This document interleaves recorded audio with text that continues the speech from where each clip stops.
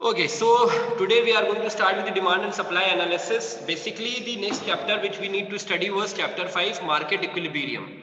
But when I went through the chapter in NCERT book, what I found out to know was that जब तक हम demand and supply को लेके 100% assured नहीं होंगे कि हमें समझ आ गया है, वो market equilibrium में कहीं ना कहीं problem हो जाएगी. और इसी बहाने हमने जो अभी तक सेकंड चैप्टर जो प्रोडक्शन किया था और फोर्थ चैप्टर जो किया था सप्लाई से रिलेटेड, ये दोनों चैप्टर एक बार का वापस रिव्यू हो जाएगा. तो आप लोग का भी रिवीजन वर्क हो जाएगा सेकंड चैप्टर का और फोर्थ चैप्टर का, डिमांड का, प्रोडक्शन वाला और सप्लाई साइड. ठीक है, तो हम लोग आज डिमांड एंड सप्लाई एनालिसिस करेंगे. Everyone get ready for it. I will ask some questions in between. ठीक है, organisation of presentation, rational of studying. हम ये प्रेजेंटेशन क्यों तैयार किया हुआ है और इसमें हम क्या क्या समझाएंगे वो पहले पेज में, लेट इट गो, हम लोग इसको इतना इंपॉर्टेंस नहीं देंगे. अब हम लोग पढ़ेंगे why do we study demand analysis. हम लोग डिमांड एनालिसिस क्यों पढ़ते हैं बेसिकली. ठीक है, success failure of a firm determined by total revenue is depends on demands of consumers.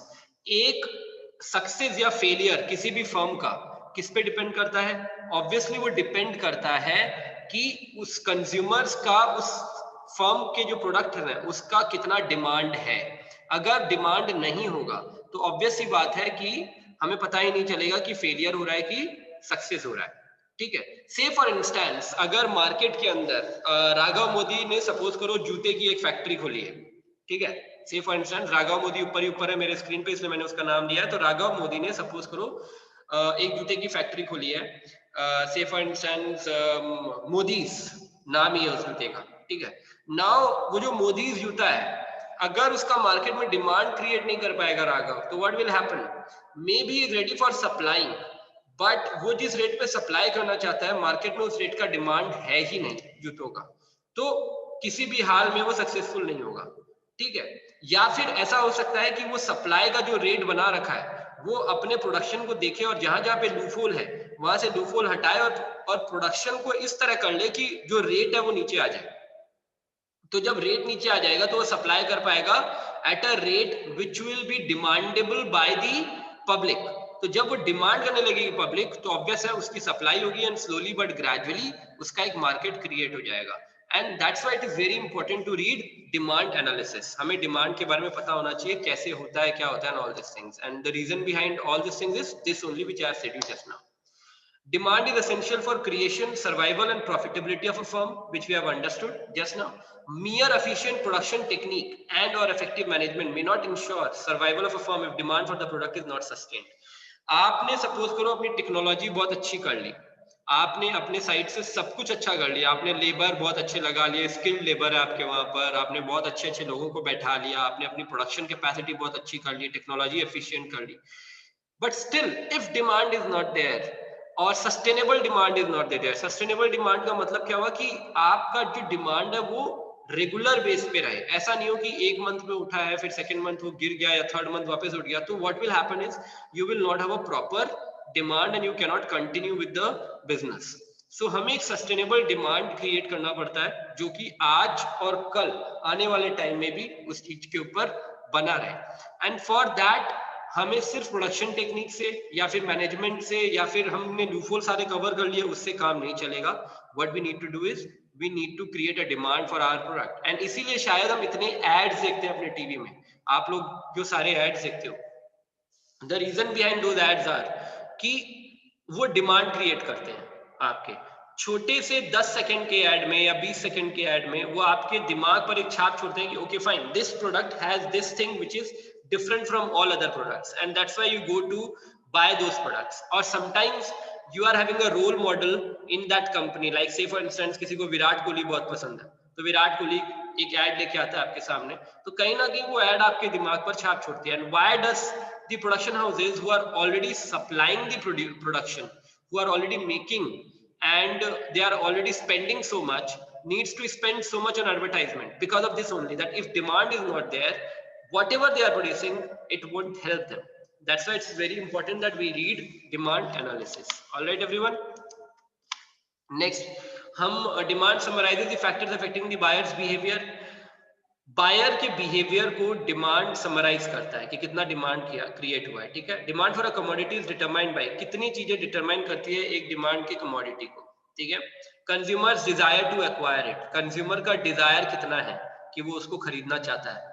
से फॉर इंस्टेंस अभी जैसे देवांशी कॉफी पी रही है, सो दैट प्रूव्स कि देवांशी की डिजायर थी कॉफी पीना, तो कॉफी बन के आई। नाउ सी, अब इसको आप मार्केट से जोड़ो, देवांशी की डिजायर है कॉफी पीना, तो कॉफी पी के कॉफी बन के आई घर से। अब Devanshi must be liking a kind of coffee, से फॉर इंस्टेंस नेस्कैफे है मार्केट में, ब्रू है, लैटे कॉफी है, कैपुचिनो है, तो बहुत सारे कंपनीज है मार्केट के अंदर। देवांशी को कोई एक कंपनी अच्छी लगती है, तो देवांशी ने उस कंपनी के लिए एक डिमांड क्रिएट किया है, तभी वो कंपनी आगे जाके वो चीजें बनाएगी। So whatever we are using in our house, whatever we are eating, whatever company we are going for, whichever company we are going for, actually we are creating a demand for all of them, and that's why it is important कि हमारा एक desire हो, तभी हम demand create कर पाएंगे। So demand के किसी भी commodity के लिए जो demand है वो तभी आएगा जब consumer का desire होगा to acquire it, number one। और खाली desire से काम नहीं करेगा। Say for instance देवांशी को कॉफी पीनी है, पर उसको पैसे नहीं खर्चे करने, उसको कॉफी का पैकेट नहीं लेके आना, तो वो खाली पीनी है कि इच्छा है, इच्छा होने से काम नहीं चलेगा। आपका विलिंगनेस होना चाहिए कि मेरे को पीनी है तो मेरे को खर्चा भी करना है उसके पीछे, ठीक है। तो willingness to pay for it and ability to purchase the commodity. अब देखो, मेरे को डिजायर है, मेरे को कॉफी पीनी है, एंड मैं पैसा खर्चा करने के लिए भी रेडी हूं, बट मेरे पास पैसे है ही नहीं, तो डिमांड क्रिएट नहीं हुआ। तो डिमांड को क्रिएट होने के लिए ये तीनों स्टेप फुलफिल होने चाहिए। Number one Dzire, number two willingness, number three ability. तो अगर ये तीनों नहीं हुए तो ऑब्वियसली डिमांड फुलफिल नहीं होगा। मार्केट को कोई फर्क नहीं पड़ता आपको कितना डिजायर है, आप कितने विलिंग हो पे करने के लिए, इफ यू कैन नॉट पे। या फिर मार्केट को कोई फर्क नहीं पड़ता कि आपके पास एबिलिटी है परचेज करने के लिए, लेकिन आप विलिंग नहीं हो पे करने के लिए। आपके पास डिजायर भी है और आपके पास एबिलिटी भी है, लेकिन आप कंजूस हो, आपको पे नहीं करना, ठीक है, विलिंगनेस नहीं है आपके अंदर, तो भी मार्केट को कोई फर्क नहीं पड़ता। तो ऐसे इन दोनों केसेस में आप डिमांड क्रिएट नहीं करते। Demand can only be created when all the three steps are fulfilled. Okay, अब इसी के लिए हमने आगे एक छोटा सा वो बनाया है प्रेजेंटेशन का, क्या बोलते हैं उसको, एक और स्लाइड जिसके अंदर लिखा हुआ है कि आप कैसे इश्यूज है, ये जो इश्यूज है वो कैसे इंपॉर्टेंट है। Miser's desire for a commodity car and ability to pay, is it considered as demand? Miser एक जो कि कंजूस जिसे हम कहते हैं, जो अभी हम बात कर रहे थे, उसकी डिजायर है कि वो कार खरीदना चाहता है और उसका एबिलिटी भी है पे करने का, क्या ये डिमांड है? कौन बताएगा मेरे को? Jagriti, is this a demand? Miser's desire for a commodity and ability to pay, is it a demand और नॉट?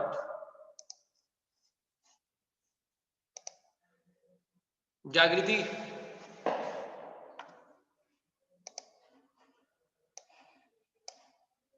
ये डिमांड है कि नहीं है?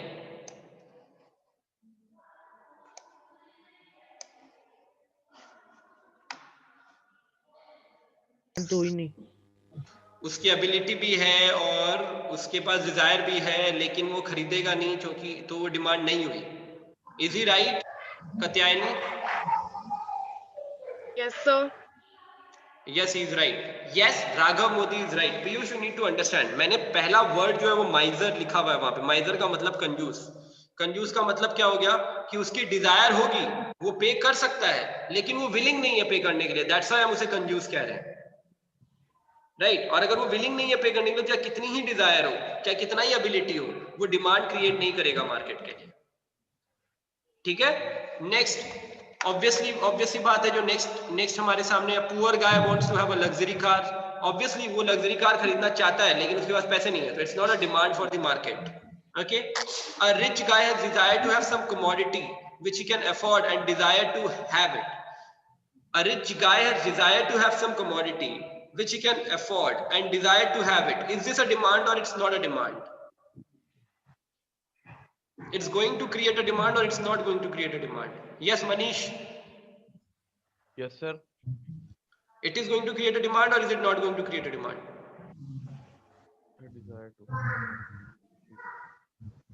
सर नहीं होगी ना सर, क्योंकि डिमांड के सर इससे ज्यादा भी, जैसे टाइम सर फैक्टर्स पूरे नहीं है सर, इसके अलावा भी कुछ फैक्टर्स होंगे। नहीं, हम सिर्फ 3 फैक्टर की बात कर रहे हैं अभी। हमें चौथा फैक्टर डालना ही नहीं है यहाँ पे। तो फिर सर है डिमांड, तो फिर है ये डिमांड, बिकॉज हमने माइजर नहीं लिखा। A rich guy has desire to have some commodity which he can afford and desire to have it. Alright, तो वो अफोर्ड भी कर सकता है, उसको डिजायर भी, और वो रिच भी है, वो माइजर नहीं है। तो ऑब्वियसली वो जाएगा, अफोर्ड कर सकता है, डिजायर भी है तो वो जाके खरीद लेगा, he is willing to buy, तो वो खरीद के आ जाएगा। तो that is a demand situation कि वो एक मार्केट के लिए डिमांड क्रिएट करे। ओके,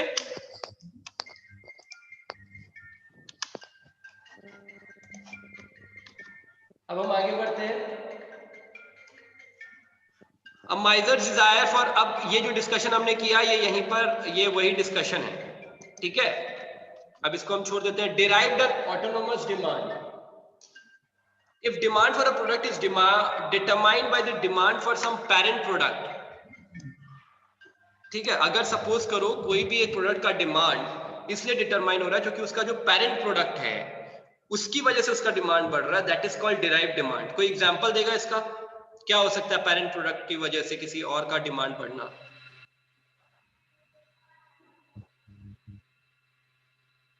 पिचकारी की वजह से प्लास्टिक का डिमांड बढ़ना। Right, very good.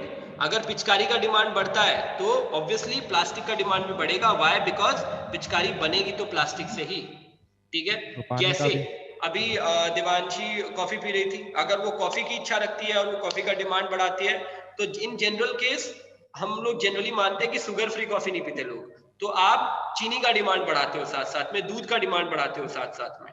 So that's why we से कि जो पेरेंट प्रोडक्ट है कई बार उनकी वजह से जो और प्रोडक्ट्स होते हैं जो उनके साथ यूज आते हैं उनका डिमांड बढ़ता है, and that's why it is called derived demand, ठीक है।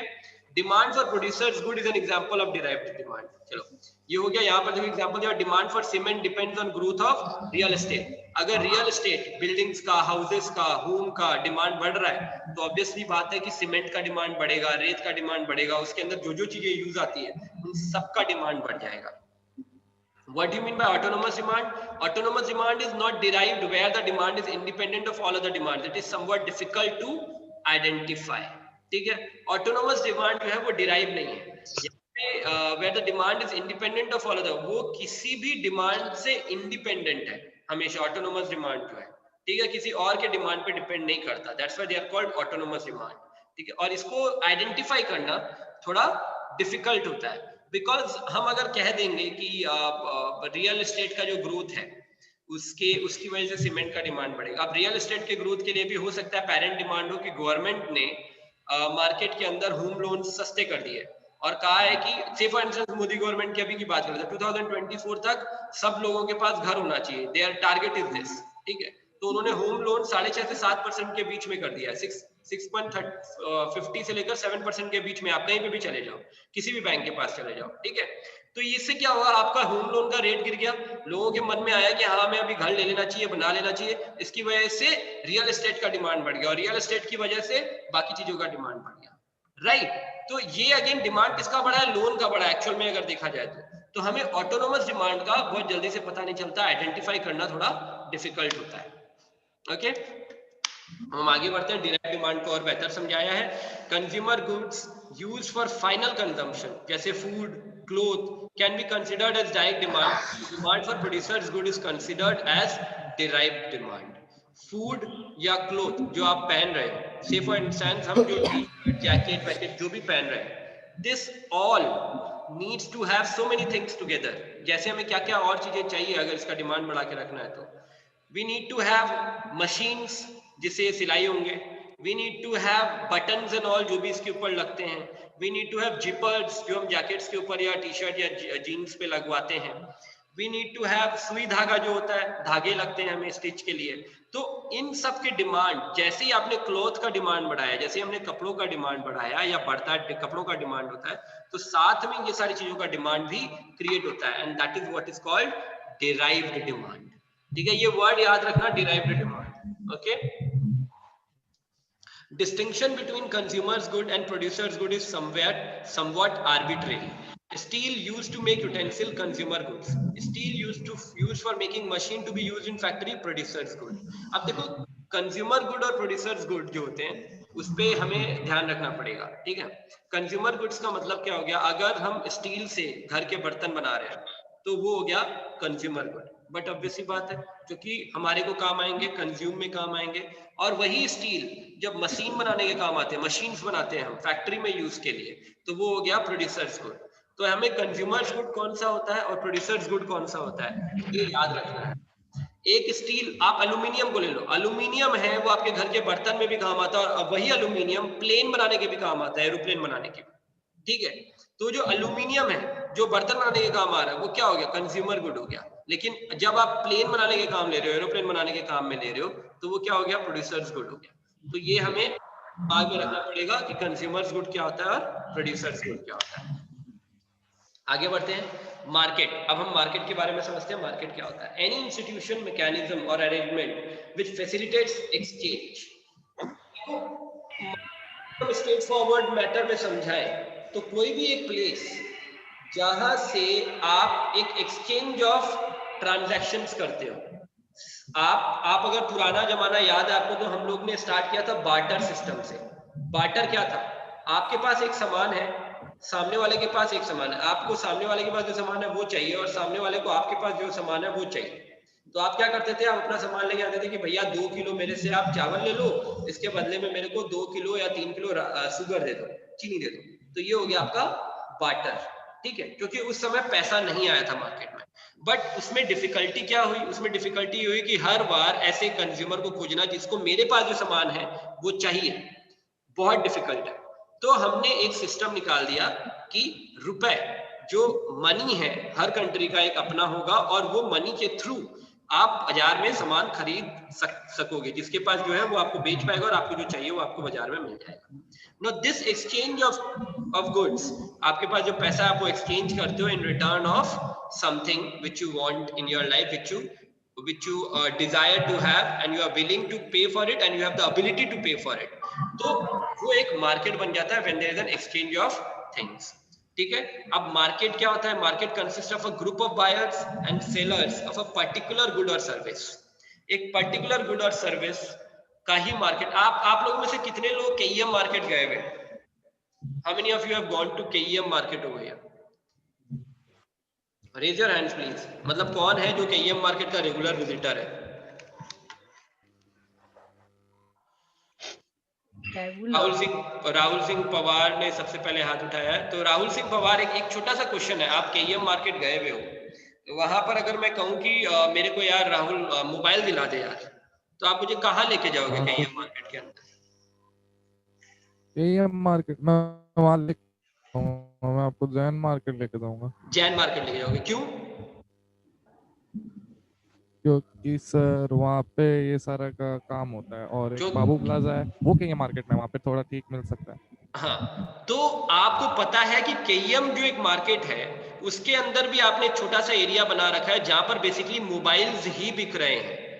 एम आई राइट? मोबाइल्स के काम ही हो रहे हैं, उसके पीछे का कवर ही बन रहा है। तो ये क्या हो गया, वहां पर ग्रुप ऑफ बायर्स बैठे हुए हैं, जो कि ग्रुप ऑफ सेलर्स बैठे हुए हैं जो कि मोबाइल का सामान, मोबाइल का काम और सब बेच रहे हैं। तो आपके लिए थोड़ा इजी हो जाता है टू नो कि आपको कोई सामान खरीदना तो आपको कहाँ जाना है।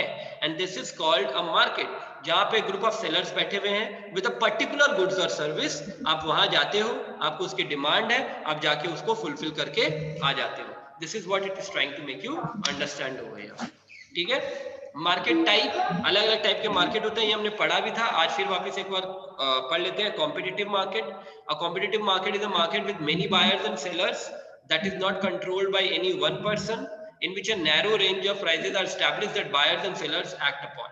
Obviously बात है, एक कॉम्पिटिटिव मार्केट अगर होगा तो उसको आप कंट्रोल नहीं कर सकते, बिकॉज बहुत सारे कॉम्पिटिटर्स आपके हैं साथ में, ठीक है।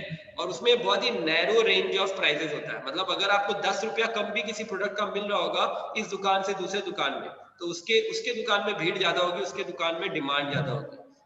रीजन बीइंग कि कॉम्पिटिटिव मार्केट के अंदर इवन स्मॉल अमाउंट मैटर्स, और इसीलिए कॉम्पिटिटिव मार्केट जो होता है वो हमेशा कंज्यूमर के लिए अच्छा होता है। That's why we want to create competition in the market, okay. अब देखो यहाँ पर आपको और बताया है और किस किस टाइप के मार्केट है, ठीक है। परफेक्टली कॉम्पिटिटिव मार्केट का मतलब हो गया उसके अंदर होमोजीनियस प्रोडक्ट्स होते हैं, एक जैसे प्रोडक्ट्स, और buyers and sellers are price takers. ये हमने पढ़ा हुआ है तो I am not explaining this all over again over here.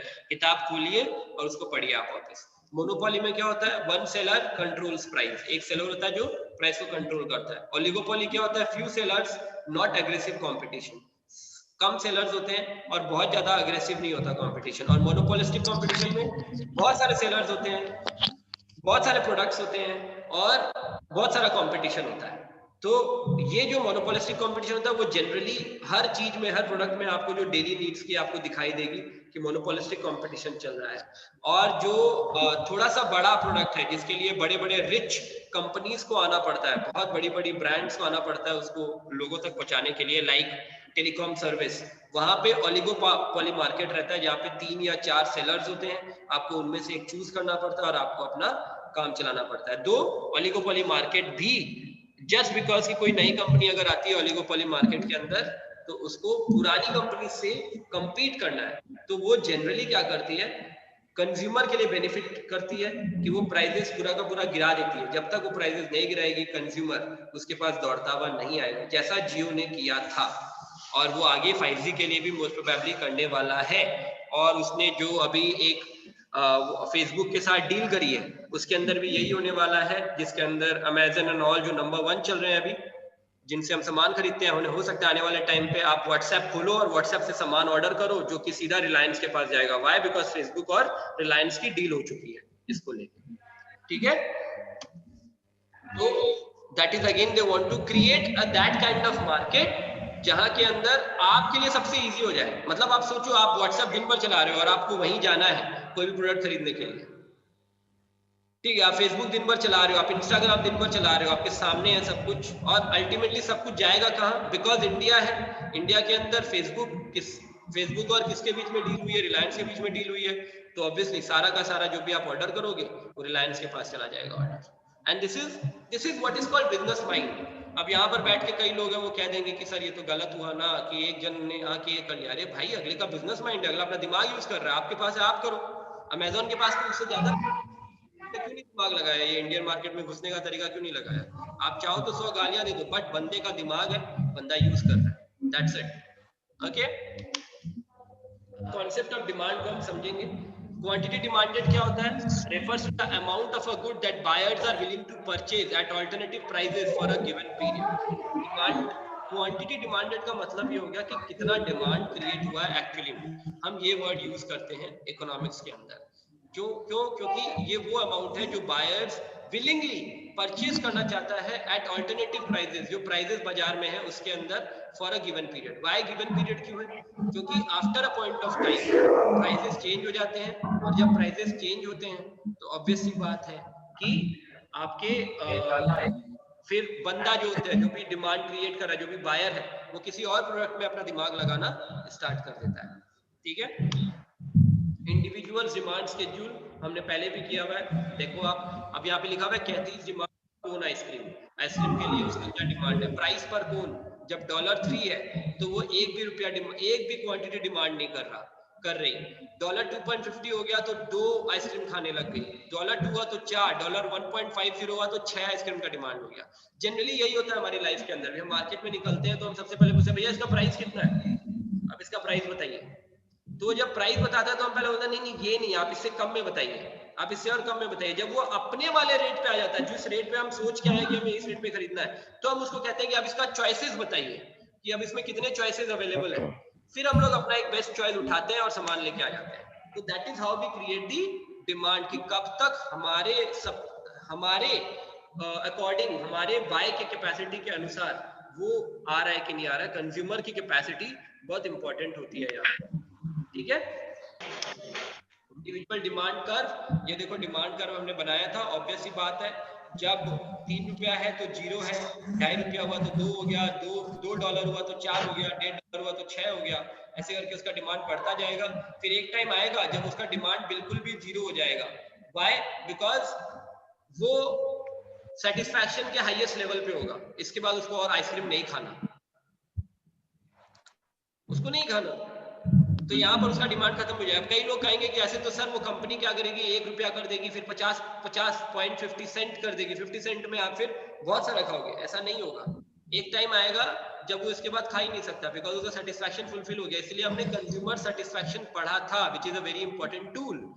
वो एक बार सेटिस्फैक्शन फुलफिल हो गया, वो उस रेट पे, उस हाईएस्ट पीक पे पहुंच गया कि अब इसके बाद तो मेरे को सेटिस्फैक्शन नहीं मिलेगी, मेरे को और गुस्सा आएगा, इरिटेशन होगी उस चीज से, तो वो चीज उसके पास नहीं रहेगा।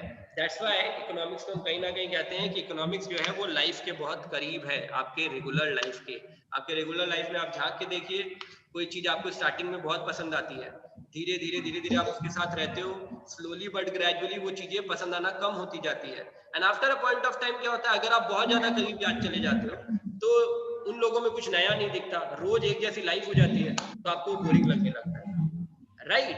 तो आपको वो बोरिंग ना लगे, इसके लिए बहुत इंपॉर्टेंट है कि आप में चेंजेस आने चाहिए, सामने वाले में चेंजेस आने चाहिए, आप में कुछ ना कुछ इंटरेस्टिंग हमेशा बचा रहना चाहिए। And that's why it is very important कि आपको अगर अपने आप को इंटरेस्टिंग बना के रखना है तो हमेशा कुछ नया अपनी पर्सनालिटी में जोड़ते रहना है, otherwise you will lose people very easily. बहुत जल्दी जल्दी पीपल लूज करोगे, बहुत जल्दी जल्दी लोगों का इंटरेस्ट आप में खत्म होगा, and this is going to create havoc for you in coming times. That's why we say it's good that changes are permanent, and change is the only thing which is permanent basically, and that's good for us. अगर हम ये कहते हैं ना कि क्यों change हो जाता है, it's good that changes are happening. This is very important. Otherwise हम बोर हो जाएंगे लाइफ में, ठीक है? मार्केट डिमांड स्केड्यूल कैसे बनता है? Market demand is the sum of all individual demands at each possible price. अब हमने ये भी पढ़ा था कि चलो एक जन का, कैथी का डिमांड इतना आइसक्रीम का, लेकिन ऐसे ही बहुत सारे लोग होंगे जिनका डिमांड आइसक्रीम को लेके होगा, कितने डॉलर में कितना डिमांड है, ठीक है? तो ये जो सम ऑफ ऑल इंडिविजुअल डिमांड्स होगा वो डिमांड क्रिएट करेगा मार्केट डिमांड का एक स्केड्यूल, ठीक है? हमने अज्यूम किया है प्राइस पर कोन के हिसाब से डिमांड जो है। Khushboo Bishnoi, please don't use this pen tools and all. बेटा जूम ने ना अपने आप को डेवलप कर लिया है, Zoom is changing, that's why it's not getting boring. अब आप कुछ भी करते हो उसके ऊपर पेन टूल लगाते हो, कुछ भी करते हो तो आपका नाम लिखा हुआ आता है, कौन हिला रहा है पेन को, ठीक है? तो $1 के ऊपर कैथी और निक का डिमांड 8 + 5 13, $1.50 के ऊपर 6 + 4 10, $2 के ऊपर 4 + 3 7। तो जैसे जैसे प्राइस बढ़ता जा रहा है वैसे वैसे डिमांड नीचे आता जा रहा है, मार्केट डिमांड, ठीक है? कैथी और निक की अपनी अपनी कैपेसिटी है, अपना अपना पैसा है उनके पास, उसके हिसाब से, ओके एवरीवन?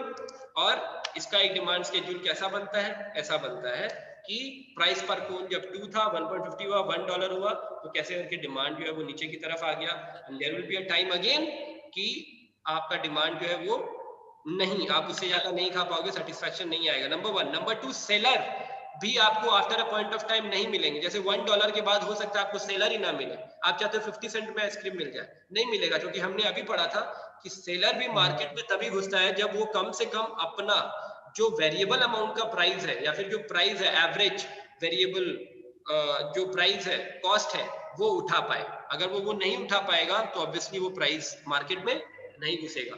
तो आपका जितना प्राइस बढ़ता है उतने सेलर बढ़ते हैं, जितना प्राइस गिरता है उतने बायर बढ़ते हैं, ये ध्यान रखना। It's an inversely proportionate thing, जितना प्राइस बढ़ेगा उतने सेलर बढ़ेंगे, जितना प्राइस गिरेगा उतने बायर्स बढ़ेंगे, उतना डिमांड बढ़ेगा, ठीक है? So over here we would love to stop today's thing. Market demand curve पर हम रुक जाते हैं। एक बार पीछे का काफी कुछ रिव्यू हो गया, आई बिलीव आपको भी समझ आ गया होगा, you must have got interested in this thing. कल फिर जब आप आए अपना वीडियो ऑन रखें, अपना माइक ऑन रखें, try to see to this thing that background में कोई ज्यादा आवाजें ना हो रही हो, so that whenever I want to ask a question I can ask you all. Is there any question related to today's class? Anyone over there? Yes, everyone. Is there any question related to today's class? No one? Sure everyone? सब समझ आ गया? बड़े समझदार बच्चे हो यार तुम। Sir हाँ ये बात। यस पीयूष बोलो।